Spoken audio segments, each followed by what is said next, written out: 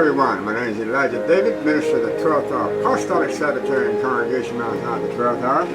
In the Liberty Hill, Texas, today is July 27, 2013. It is the 20th day of Ab, 2017. We will start our second service today with a song entitled Softly and Tenderly. Softly and tenderly, Yahshua is calling for you and for me.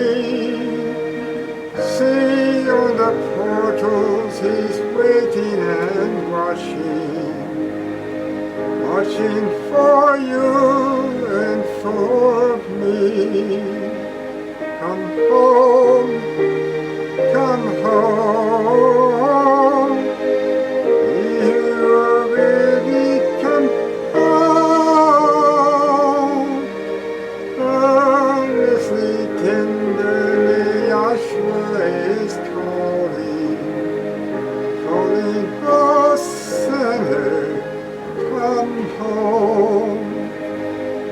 Why should we tarry when Yahshua is pleading for you and for me? Why should we linger and heed not his mercies for you and for me? Come home, come home. You are ready, come home. Earnestly, tenderly, Yahshua is calling, oh sinner, come home. Time is now fleeting, the moments are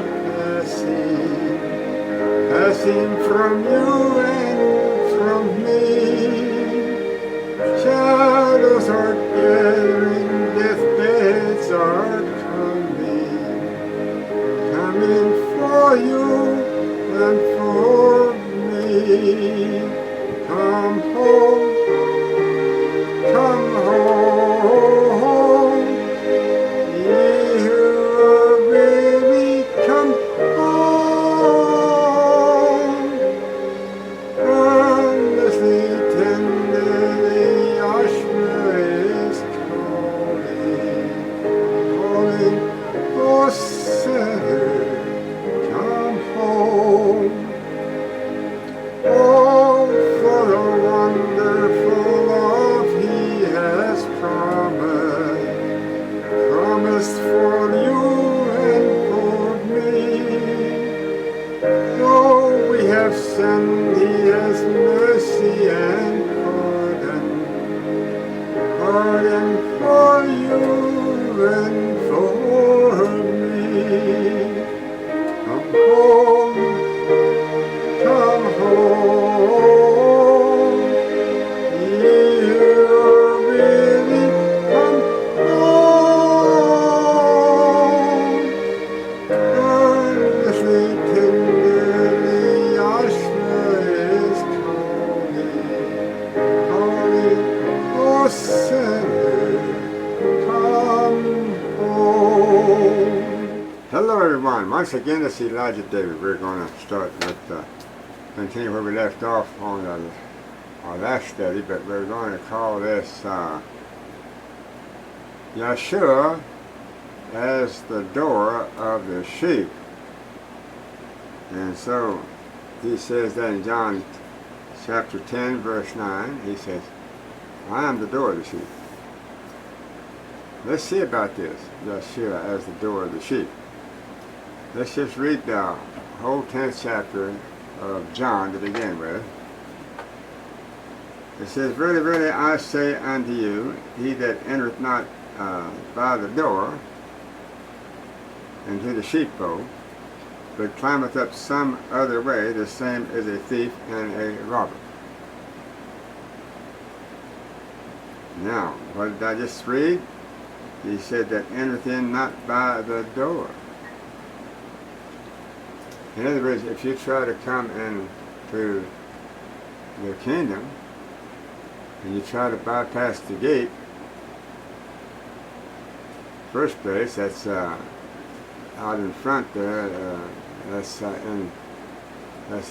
opening and closing for the walls, and then that's the door he's talking about. He's talking about the gates into Jerusalem, gates into the city. Okay. He said, he that entereth in not by the door. In other words, you try to enter in not by the Yahshua.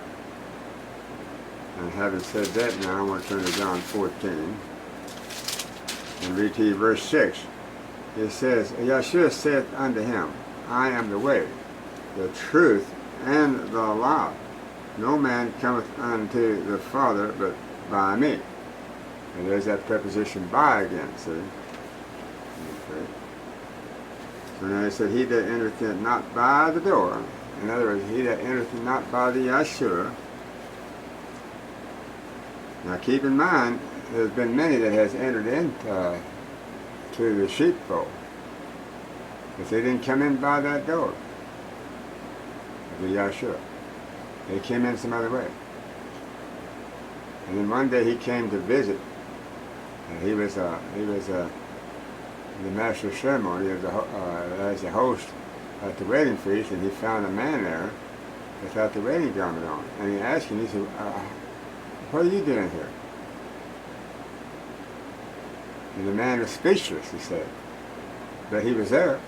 He walked right on in through the open gate and the door to the wedding feast. But Yahshua came in after everyone was in and seated, and he saw one without the wedding garment on. In other words, he saw something going on, and he decided he'd just go right through that gate and door, unannounced. He just came in and seated himself down with the rest of the patrons at the wedding feast. But he didn't know that Yahshua, with an all-seeing eye, knew that he wasn't dressed with the wedding garment, spiritually. And the man was speechless. Now, that applies to Judas Iscariot at the Last Supper. You're not all clean, Yahshua said. All the other 11 disciples came on them consternation and trepidation about Yahshua saying. And they were asking Yahshua, is it I? And clear down to Judas, the last one. And Judas says innocently, Master, well, is it I? And Yahshua said, thou hast spoken. Yes, it's you. You're not all clean. In other words, Judas did not have the wedding garment on to participate in that Yahshua supper that he was introducing for the first time to his disciples and to his church, the house of Israel. So, in order to start off on the right foot, he had to cleanse the temple. And he started with the one unclean disciple, Judas Iscariot. Same thing today, folks. It will be the same way today. All right, now he said, in John 14:6 again, it says that Yahshua said, I am the way, the truth, and the life. No man cometh unto the Father but by me. Okay. If you had known me, you should have known my Father also, and from henceforth you know him and have seen him. Now from this point on, you will know him and you will have seen him. If you're following me, that is the way, the truth, and the life.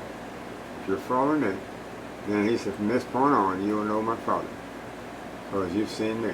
You know me, and you know what I teach. Okay? So, same thing today, folks. If you can follow in the footsteps of Yahshua, the way the disciples did, then he will indeed call you one of his, not only disciples, but his friend. He'll no longer call you servants once you come to perfection. You'll only be called servants until you come to perfection and walk in his footsteps 100%. Okay. Now we go back to John chapter 10 again, and we start with, and we continue on with verse 2. But he that entereth in not by the door, okay, is the shepherd of the sheep. No, let's read that again. But he that entereth in by the door, okay, is the shepherd of the sheep. Now just a minute. Yahshua goes on to say that, verse 11, I am the good shepherd. The good shepherd giveth his life for the sheep. And now he's telling me here in verse 2 of John chapter 10, he that entereth in by the door, he's the shepherd of the sheep. In other words, my prophet, my servant, that I have placed in charge of the candlestick of my church, right here, is the shepherd of the sheep. This is Laodicea, Seventh-day Adventist Church's candlestick, Revelation 3:14. This is Yahshua, right here. He's the door. He's the door. Okay. He says, whoever comes in by this door is my shepherd. That's when he introduces himself to his leadership first, and then if they enter in by the door, accept him, and what he has for them to do, then they can come in and become the leader of this candlestick, the Seventh-day Adventist Church. Ellen G. White was the one that volunteered for that. Keep in mind that Yahshua had contacted 3 other men before Ellen G. White and gave them the call to head up the Adventist movement.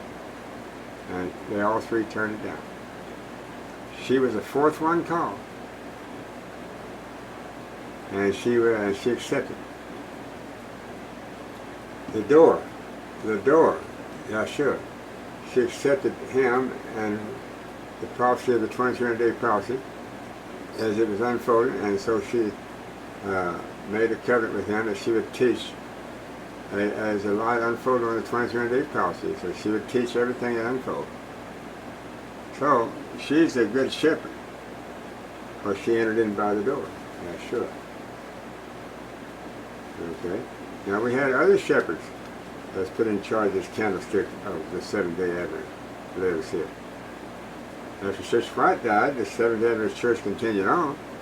So you have to have a live shepherd to continue on with the office of inspiration, giving present truth, fresh providence, meat in due season, every day.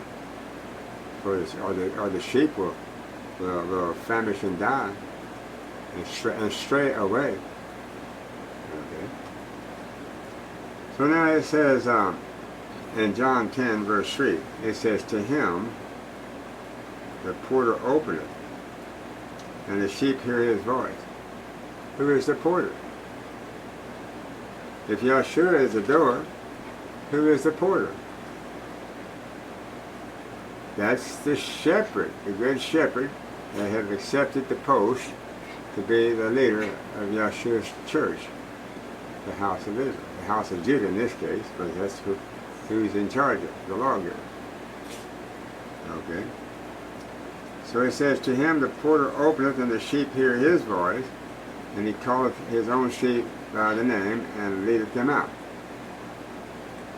Now I have been appointed as a porter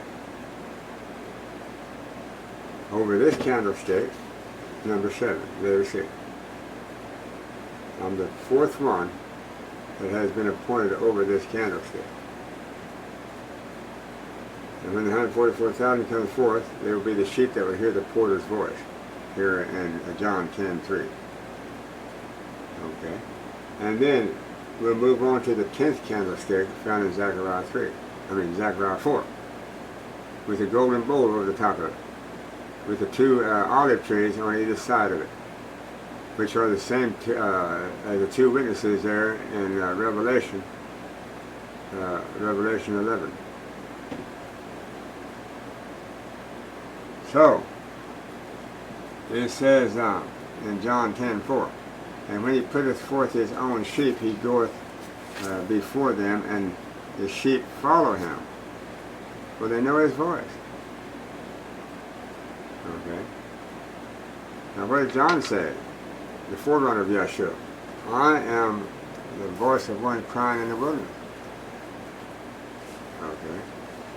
Now, and it's amazing, because wilderness now is a new word we need to get acquainted with. The Hebrew terminology, word for wilderness, or desert, same thing, is medbar. Medbar is a Hebrew word, meaning Yahshua is the door in the desert. Okay. So here we have a word for it. Be a medbar, meaning literally in the desert, and that he is this door in the desert, wilderness of the people. That's where we are today. We're among the Gentiles, so that's classified as being in the wilderness of the people all over the world. If the house of Israel is still among the Gentiles and haven't been called back yet to come into their own home, their own house, and then to go and get their brethren in a clean vessel and bring them to this house. First, the house of Israel has to be gathered, all the remnants from all over the nations, all the world, has to be gathered first. And they are brought in, and then they are given the three seals of Yahweh and Yahshua and New Jerusalem. There's three seals that you have to have. That's found in Revelation 3:12. Okay. Now, when you have those three seals, then you will be accounted as having escaped the fire of the judgment, meaning that you're now qualified to go get your brethren and bring them out of the fire in the world and bring it to the clean vessel back to Yahweh's holy mountain, New Jerusalem. So now it says in John 10, he said, verse 3, to him the porter openeth, and the sheep hear his voice, and he calleth his own sheep by the name. Now, it is strange. Calleth his own sheep by the name. Let's go look at the parabolic 12-hour clock that we have here on the chart. Let's analyze this again now in light of what I just said. In 1844, or in 1833, here at the top of the 7th hour, parabolic hour, Yahshua called William Miller, and he gave a message for the house of Israel. William Miller accepted it, so he became the porter of the door. Yahshua hired him and gave him his message. And so Yahshua being the door, then William Miller is appointed as a porter of the door. Okay. In other words, he's a shepherd as well. So now, he and his 50,000 followers had come out of the Protestant Protestant churches that had broke away from the Catholic Church starting in 1500 AD with Martin Luther leading the way.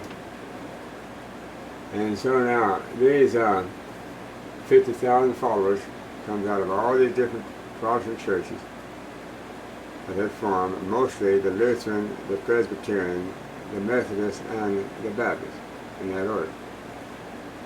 And these 50,000 people had gathered from all over the world, following William Miller, the first porter that was placed as the angel of the first candlestick. Philadelphia. Now, here's William Miller. Here's the sixth candlestick, Philadelphia. First day Advent, William Miller. 50,000 followers, 1833. Okay, coming out of the Dark Ages. with the prophecy, the 2300-day prophecy, that belongs exclusively to the Adventist Church today. So that's it, he's called the first day Adventist. Okay. That shouldn't be hard to reckon with. Now look at this. So William Miller, first day Adventist, 1833, 50,000 followers, Sunday keepers, first day Adventists they're called, because they started the Advent movement. Okay. By 1844, when the ninth hour come to a close, okay, now, Yahshua says to the porter, other sheep I have not of this fold. He says, now, you've had 50,000 followers, but they're not going to all move on until the next movement with the Seventh-day Adventists here in 1844. You're going to have a remnant that's going to come out of you. If you first-day Adventists, you're going to advance with my new leader, my new porter of the door, and that's Ellen G. White. Okay, as I told you before, Yahshua called 3 men before her, but they all turned it down, so she's the 4th one, she accepted it.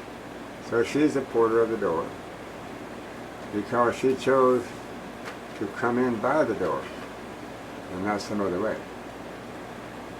Okay. And so now, the little Advent banner represents that other sheep not of this fold, of the first day Adventists.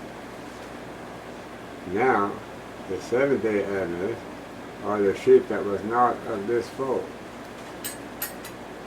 Them I must bring, he said. So he brings the remnant out of Millerite's movement, 1844. They joined the little Adventist band. And now the Adventist band is in charge of growing and filling most of the whole world with her doctrine of the judgment. That was really the message given unto her. You'll find that in Revelation 10. She was a prophesy again before many nations. It says again, William Miller was the first one to start to prophesy in 1833. Seventh-day Adventists showing that they were connected to William Miller.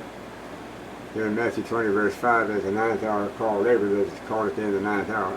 William Miller's called at the end of the 6th hour, right here. Okay. And so now, Ellen G. White is with the leading of the little Advent band. And she leads them up to 1890. In 1890, Yahshua, the door of the temple, he says it's time for me to bring other messengers with a reiteration of the doctrine of righteousness by faith that I give to Martin Luther 390 years earlier, in 1500 AD. Righteousness by faith in the blood of Yahshua. So it's time to renew that to the little Advent band that started off in 1844. So in the midst of the 10th hour, right along about here, between 10 and 11, 1890, he sends 2 messengers, Jones and Wagner. Jones and Wagner are 2 Adventist ministers that had been prepared quite a few years before 1890 with their message. And they got their message from the Adventist teachings. So here they come with inspiration on a new message, or the enlightenment of the righteousness by faith in the blood of Yahshua.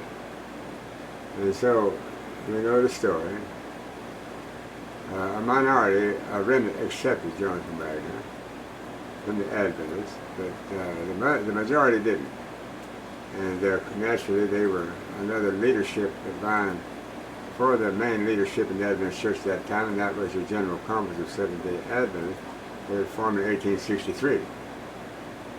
Exactly about 19, 20 years after the Adventists started in 1844. So the Adventists are your true leadership with inspiration, represented by the bay horses, of that 4th team, or that 4th church there in Zechariah 6. And the grizzled horse represents the General Conference leadership that caught on in 1863, 1864. So now,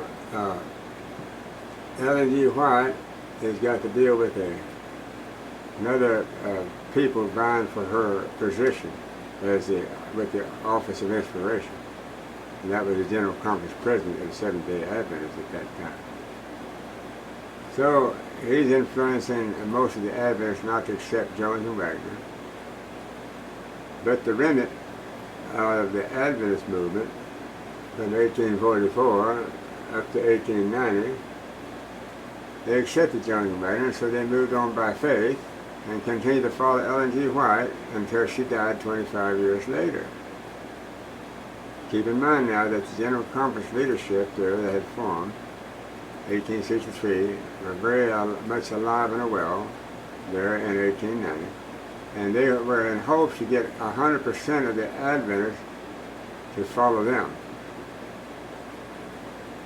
Because they had installed some spiritual men that they claimed had inspiration, like Uriah Smith, that wrote the book on Daniel Revelation. And he had some other men compile that book, Bible Reading for the Home Circle. And that was the one competing against the Great Controversy by Ellen G. White. And so Sister White had a book already ready to go, The Great Controversy. And the General Conference, they had their committee of people get their book ready to go, Bible Reading for the Home Circle, competing against Ellen G. White and the Great Controversy. Or those that continue on with Ellen G. White and believe what she said in the Great Controversy about who these people really were, she told who they really were. And right there in, I can read to you from actually the testimony. She told who they really were. Now before I read that in volume 1 of the testimonies by the Ellen G. White, page 578, I want to read one more verse to you here from John 10, verse 5. It says, well, let's read verse 4 and 5. And when he putteth forth his own sheep, he goeth before them, and the sheep follow him, for they know his voice. Well, whose voice was he speaking through in 1890? Was it Ellen G. White's voice, or was it the General Conference president's voice that was disagreeing with Ellen G. White on that message by Jones and Wagner? I believe he's speaking through Ellen G. White's voice. And then it goes on to say in John 10:5, and a stranger will they not follow, but will flee from him, for they know not the voice of strangers. All right? So they know not the voice of strangers. Well, let's find out here now who these men were that were opposing Ellen G. White and the Jones and Wagner's message of righteousness by faith with a new understanding of it and so forth in 1890 at the Minneapolis General Conference meeting of Seventh-day Adventists that they were having there in 1890. All right? So Sister White goes on to say, we were ourselves refreshed by the Spirit of the Yahshua. That night I dreamed that I was in Battle Creek looking out from the side glass at the door, and I saw a company marching up to the house, 2 and 2. They looked stern and determined. I knew them well and turned to open the parlor door to receive them, but thought I would look again. The scene was changed, for the company now presented the appearance of a Catholic procession. One bore in his hand a cross, another a reed. And as they approached the one carrying a reed, made a circle around the house, saying 3 times, "This house is proscribed. The goods must be confiscated. They have spoken against our holy order." Terror seized me, and I ran through the house and out of the north door, and found myself in the midst of a company, some of whom I knew, but I dared not speak a word unto them for the fear of being betrayed. I tried to seek a retired spot where I might weep and pray. Without the meeting eager, inquisitive eyes, Wherever I turn, I repeat it frequently.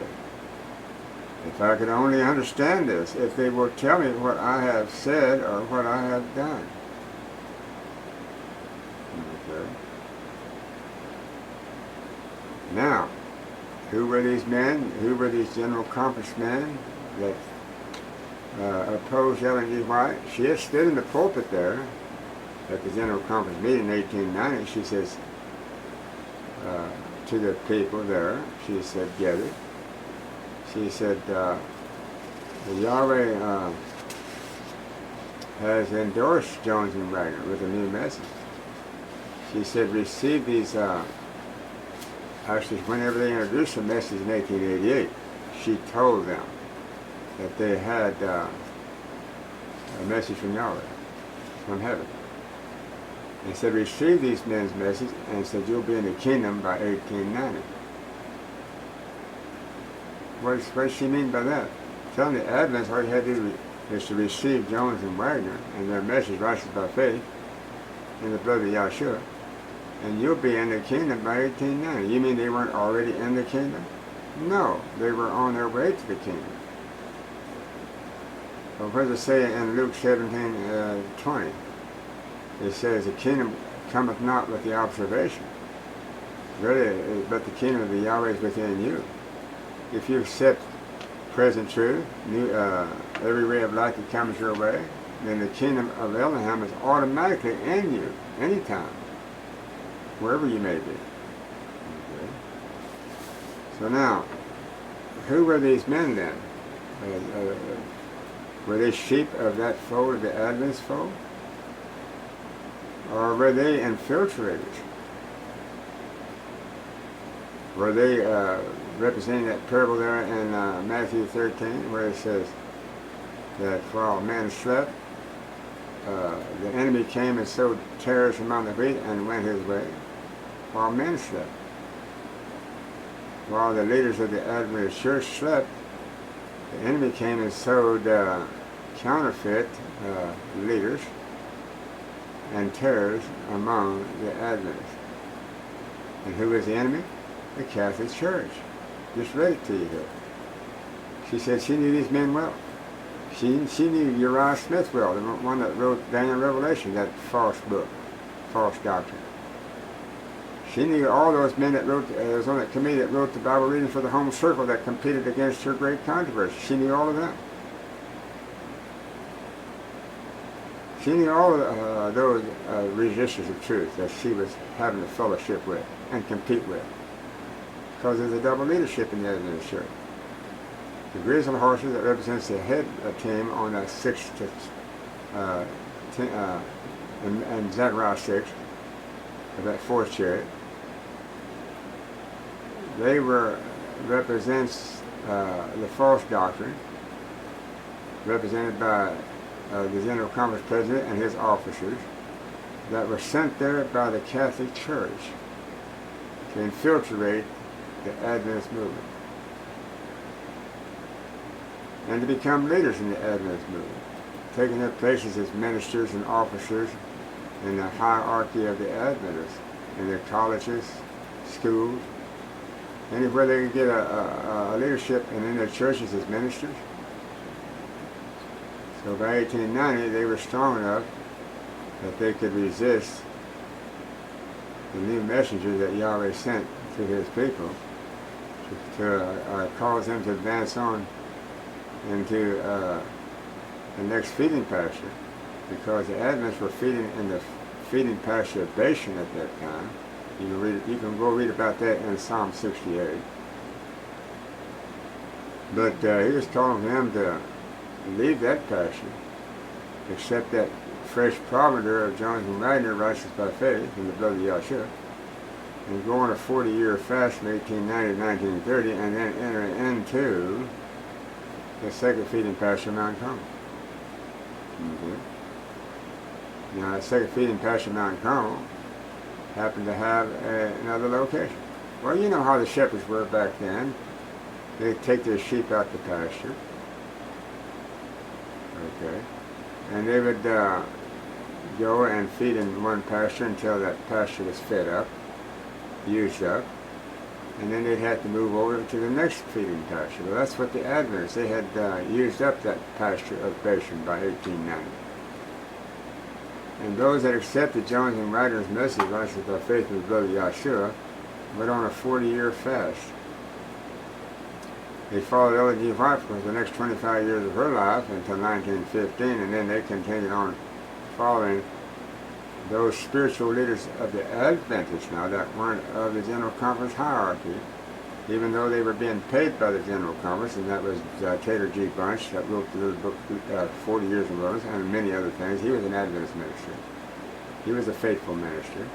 He continued on with Jones and Ryder and Ellen G. White, and so therefore, when Ellen G. White died, Taylor G. Bunch continued on being the spiritual leader for the Adventist Church, not the General Conference president and his officers that were nothing but Catholics. They were not even of the fold of Israel.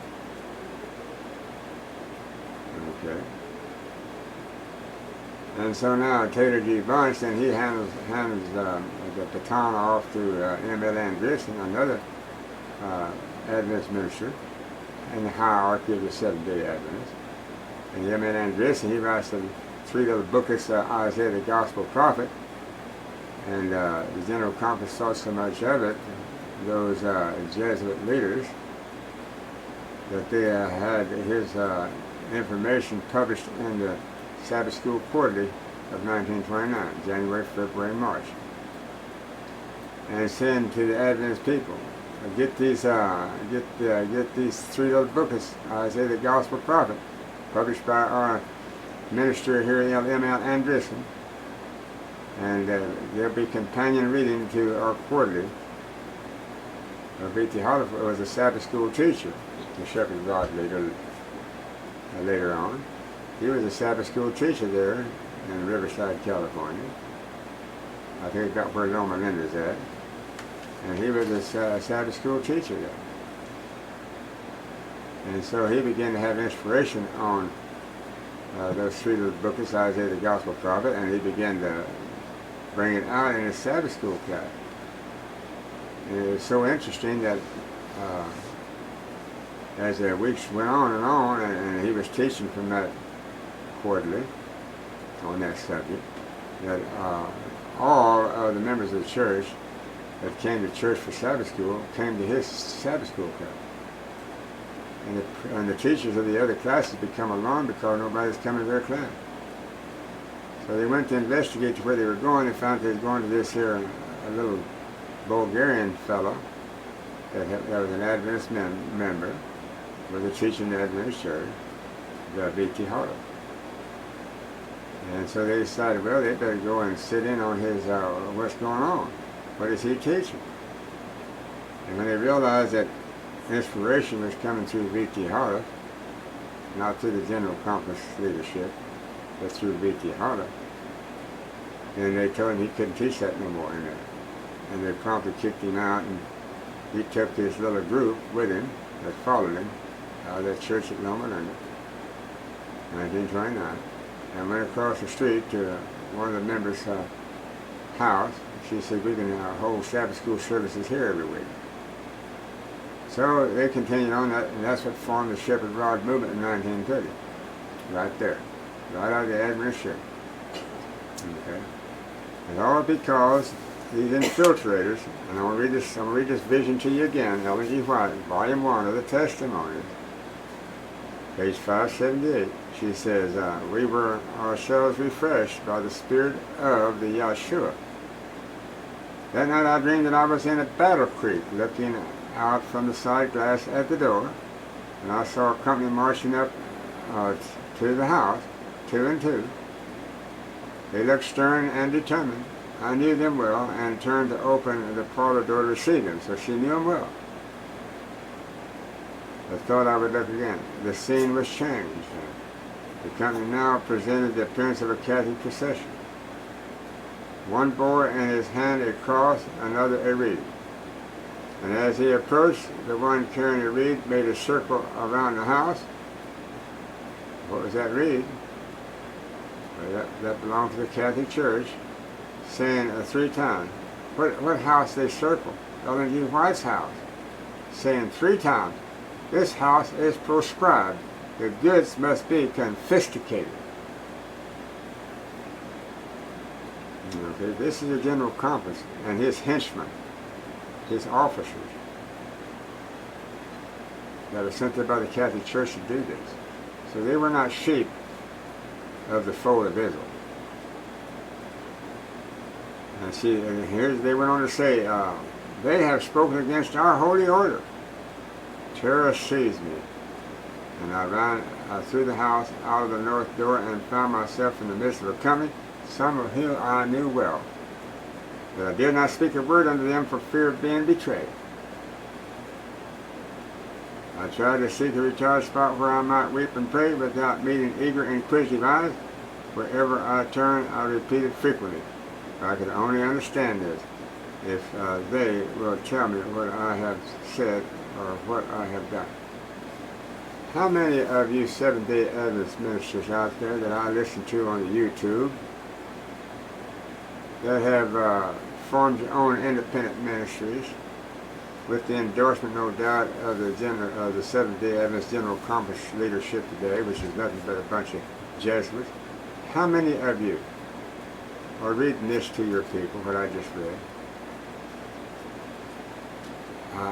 You may not even know it's there. That may be the reason why you don't read it. Or you may know it's there and are part of the conspiracy today to keep the covered up about who you already are. Now, I listen to you Adventist ministers on YouTube, and you will quote Ellen G. White, but the closest you'll come to identifying her is the pen of inspiration says. The pen of inspiration says this says that. But you never show her picture or acknowledge her. But you sure will quote from her quotes. And then V.T. Calleth that succeeded her, why, he quotes her extensively, the Shepherd Rod people. And you use his prophetic charts. Here's one of them right here. You flash this up on your wall, behind where you're preaching, you Adventist ministers. And what are you doing? You've stolen these charts from the Shepherd Rod. The one that you kicked out of your church and that you hate vehemently, you've stolen. And you're trying to impress the world that you all have the latest truth with inspired prophetic charts and give the impression that you're the ones that invented and created these. So that when people accept what you're teaching, they can say, oh wow, these men have prophetic charts, and they're quoting from the pen of inspiration. But they never give V.T. Calleth credit for the inspiration that brought forth these prophetic charts. They never give Ellen G. White credit for the words that she quoted, but they're using them extensively. And they're making money with the inspired material and not giving any credit at all to either one, Ellen G. White or V.T. Calleth. Now see, the one that had these charts produced with the inspiration is also with the latter rain of the truth that he published. And over 1,000 pages of the volumes of the books that he wrote, he published the former and the latter rain. He introduced the former rain as being from Ellen G. White. How many of you Adventist ministers out there teach Ellen G. White's message as a former rain? Yet if you were to teach the prophecy in Joel chapter 2, you'd have to teach about the former and the latter rain, but how do you find the former and latter rain in our day? If you understood the spirit of prophecy as presented by Ellen G. White, you'd know that it's the former rain of truth. If you continued on to accept the V.T. Calleth and his Shepherd Rod message with his prophetic charts, which you have stolen, then you'd have the latter rain of truth. To put with Ellen G. White the former rain of truth, and you'd be heralded to the world. But the world don't know where you're getting this stuff from, because you won't tell them. You're wanting the credit for yourself. And most of y'all, Adventist ministers, you're bald-headed, beardless wonders up there. Okay? Ellen G. White reprimanded an Adventist minister one time for shaving his beard. She says, stop right now. She says, you are to step down from there. You are not to stand in that pulpit without a beard. And what does the Bible say in the law of Moses about around the corner of your head and making baldness upon your head? It says it's an abomination. So I'm telling you, Adventists, I'm seeing more and more of you Adventist ministers that are bald-headed, beardless wonders out there. And you're getting a pretty good following, and you're making a living, no doubt about it. And what are you doing? You're leading these little sheep that are not of this main fold right straight to hell in a handbasket. Now, I felt incumbent to say that, to tell that information. It's time to reveal this stuff to the world. Okay? Now, it says in John 10, verse 6, this parable spake Yahshua unto them, but they understood not what things they were which he spake unto them. Then said Yahshua unto them again, Verily, verily, I say unto you, I am the door of the sheep. Okay. All that ever came before me are thieves and robbers, but the sheep did not hear them. Okay, who were the thieves and robbers then that came in 1888? Those Catholic Church, or those Jesuit leaders.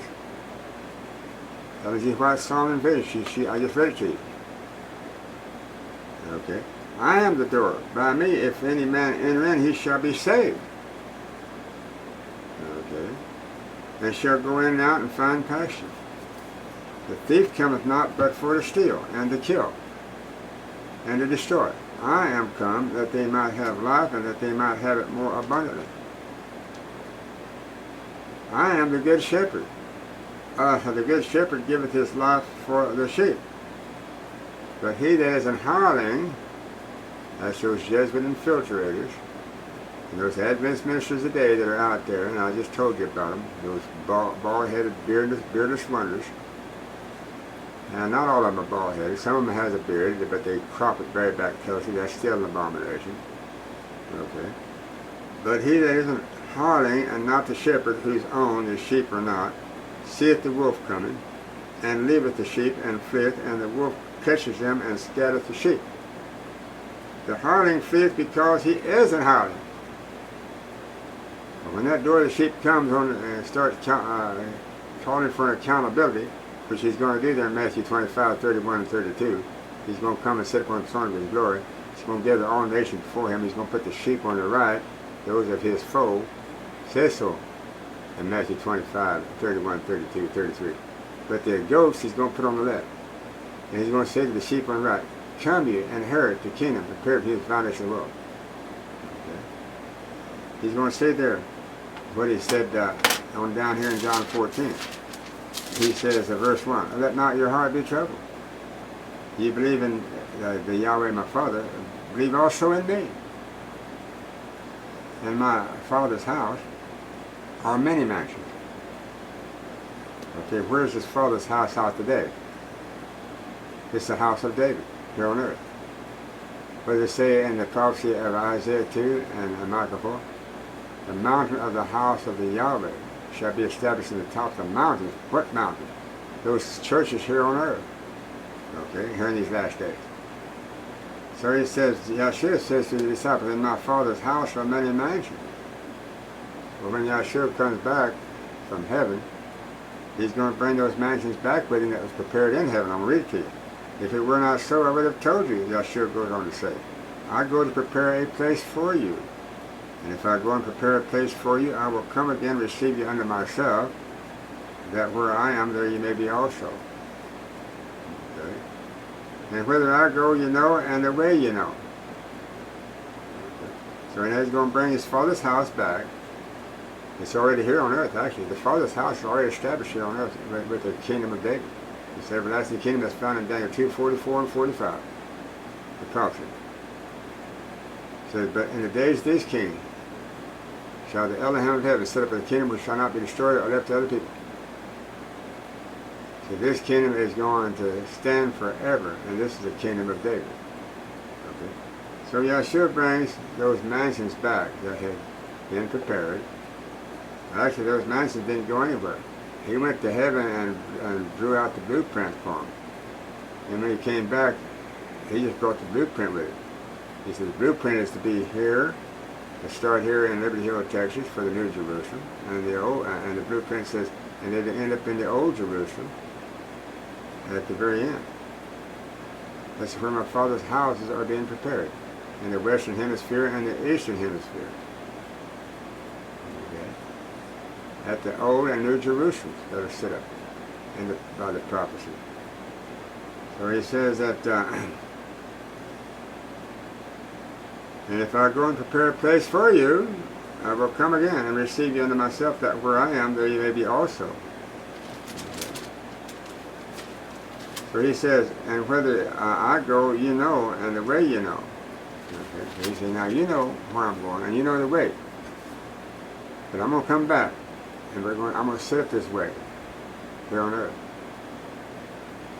Now, you know, that's amazing, because right there in Matthew 6, in Yahshua's prayer that he taught the disciples how to pray, we should pray this prayer every day, folks.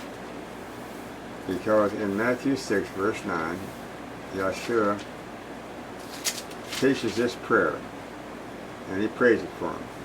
After this manner, therefore, pray ye, our Father, which art in heaven. Okay, let's put the preposition, the articles in the right places now. Our Father, which art in the heaven, hallowed be thy name. Thy kingdom come. Thy will be done in the earth as it is in heaven. Give us this day our daily bread, and forgive us our debts as we forgive our debtors. And lead us not into the temptation, but deliver us from the evil. For thine is the kingdom, and the power, and the glory, forever. Hallelujah. For if ye forgive men their trespasses, the Heavenly Father will also forgive you. But if you forgive not men their trespasses, neither will your Father forgive your trespasses. Okay. So now, the main thing we learn there is, thy kingdom come, thy will be done in the earth as it is in the heaven already. In my Father's house are many mansions. Well, it will be done here on earth as it is in heaven. Yahshua and the Father have prepared many mansions in heaven. Also, as millions of angels wouldn't have no place to live in heaven. Each one of them has their own mansion. Here on earth, the saints will have their own individual mansion. And Yahshua comes back and prepares them here. Okay. There it is in Yahshua's prayer. Thy kingdom come, thy will be done in the earth as it is in heaven. Well, we're getting close to the end of this sermon for today. We'd like about 3 minutes. And I would like to close with Jeremiah 23. A few verses here. Woe be unto the pastors that destroy and scatter the sheep of my pasture. What pastors is he talking about? Those false pastors, those Jesuit infiltrators that come in and took over the Adventist church hierarchy and brought their shepherds with them and placed them over the flocks of the Adventists all over the world. It says, woe be unto those pastors that destroy and scatter the sheep of my pasture, saith the Yahshua. Therefore thus saith the Yahshua, Savior of the Israel, against the pastors that feed my people. You have scattered my flock. Okay? And driven them away. and have not visited them. Behold, I will visit upon you the evil of your doing, saith the Yahshua. Well, these pastors that come from the Catholic Church, the Federated Adventist Church, they treat the Adventist members just like the Catholics treat their own members. They don't go and visit their own members. They go and bleed from them, just like the Adventist ministers have done the Adventist laity. They bleed from them, but they don't give them nothing back in return. That's why the Catholic Church did their members for 1,260 years, from 538 to 1798. And I will gather the remnant of my flock out of all countries where I have driven them. This is Jeremiah 23, verse 3. Let's read that again. And I will gather them, and I will gather the remnant of my flock out of all countries where I have driven them, and will bring them again unto their folds, and they shall be fruitful and increase.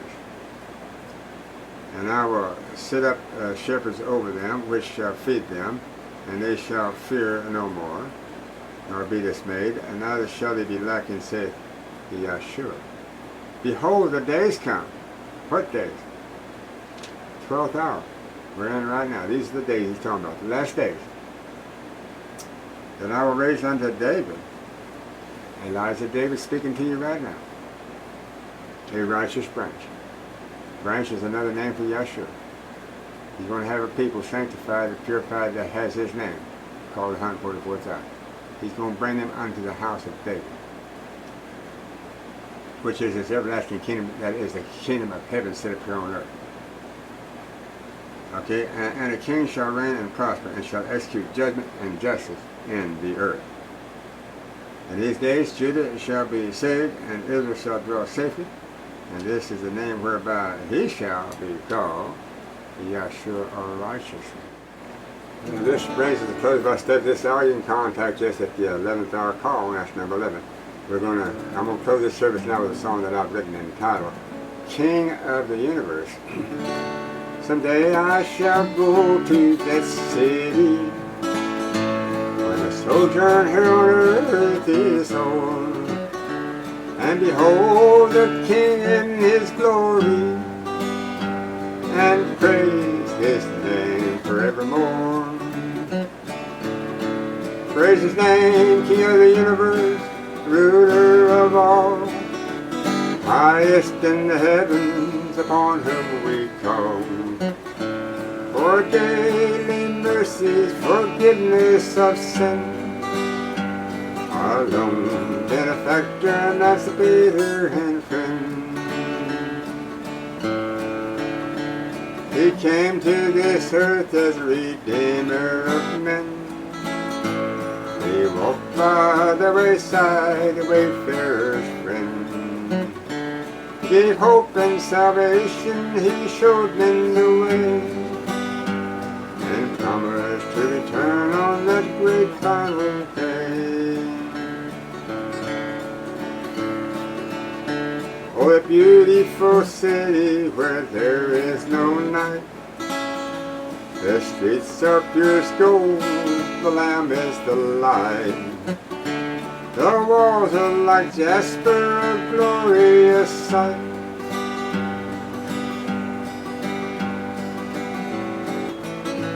The saints are his trophies, all dressed into white. Praise his name, King of the universe, ruler of all, highest in the heavens, upon whom we call. For daily mercies, forgiveness of sin, our lone benefactor, emancipator, and friend. So come, little children, lend me your ear. The hope for the future is fast drawing near. The pathway to glory your children have found, and they won't be contented till heaven comes down. Praise his name, King of the universe, ruler of all, highest in the heavens, upon whom we call. For daily mercies, forgiveness of sin, our lone benefactor, emancipator, and